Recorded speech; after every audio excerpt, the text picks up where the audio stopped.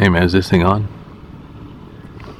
Now what we're going to do is the very first air-to-air shoot that we did was with 123 Victor Victor, the mostly orange Marchetti, and that was a fun time. That was the first air-to-air shoot that I ever did with my friend Ford Broom, who is now one of my camera ship pilots. That was his first time to ever be a camera ship platform as well. He has a Bonanza 836, which works really, really well for air-to-air photography. The Bonanza 836 has got two suicide-style doors on the right side of the fuselage, just behind the wing. They open up like this, okay? Now, the book calls, the POH, the Pilot's Operating Handbook, calls for you to be able to take those doors off and have a window to shoot out of, basically about yay big or so, squared, okay?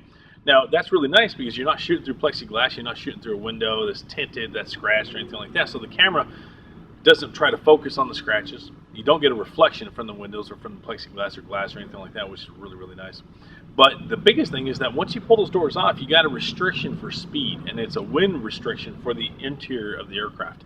The book calls for about 166 knots. We rounded about 165 just to make sure, okay? Now the Marchettis, they're okay with that speed. They like to go faster, but they can pull it back and they can hang with the Bonanza at 165.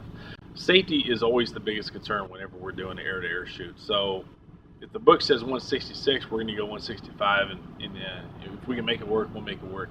If not, it's just not meant to happen with that camera ship. I've used other camera ships over the years, anywhere from a T-6 Texan to a B-25, which was the ultimate camera ship right there. It's very important to brief every flight, and you want to do what's called fly the brief, okay? You want to talk about it, you want to brief it, go over everything.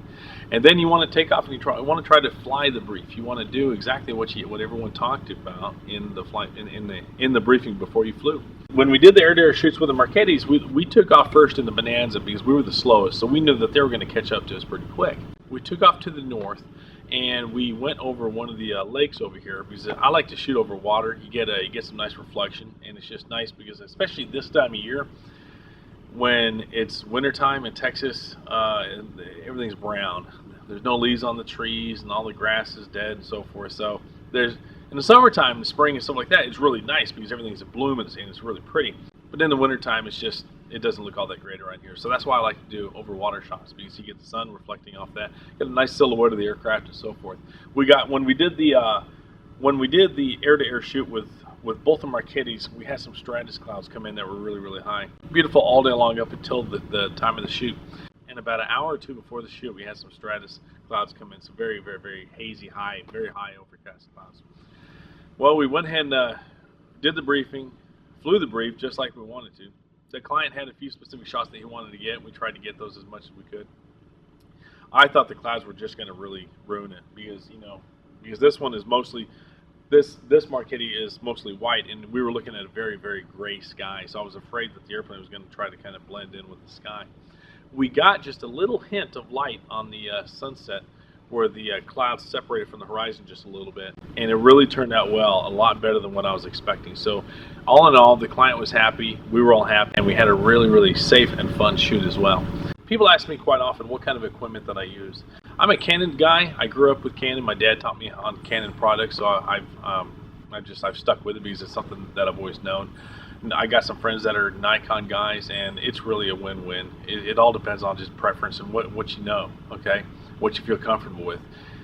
I'm not sponsored by Canon, but I'd be okay if they did.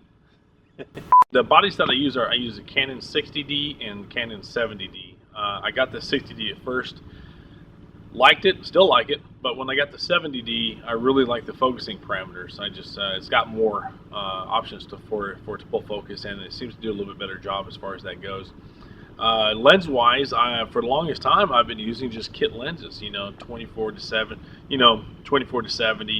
For the interior shots that you see sometimes of my work, that's for sale photos of corporate jets and such, I use a Canon 10 to 18 millimeter lens. One of the things that I like about that lens is that in some spots, like some smaller airplanes, like Citation Mustangs or Learjets, or especially the A4 Skyhawk cockpit, that they're really, really, really tight. There's just not a lot of room inside the cockpit to work with, as well as the cabin sometimes. So that helps to really kind of push the instrument panel away and try to get as much in frame as possible without getting a big distortion from a fisheye lens that makes it look just kind of weird. I'm going to always say that safety is a top priority, because it is. I can't stress that enough. Now, keep in mind, you guys, I don't know everything about air-to-air. Tyson Reiniger, Glenn Watson, Scott Slocum, there's Jim Wilson, there's Paul Bowen, Jay Miller. There's a lot of guys out there that are phenomenal, that are people that I have looked up to for many, many years. And every chance I get to be around them, I pick their brain and try to get as much information and learn from them as much as possible. But I would like to share with you what I've learned over the years, just so you can see what it's been like through my journey. I really do appreciate you guys watching this video. If you would, please subscribe to the channel, like the video, comment on it, let me know what you thought about it. I'm thinking about doing a lot more of these kind of behind the scenes videos to share with you guys what I have learned over the years and what I will be learning as time goes on. Thank you for watching. I hope you enjoyed the ride.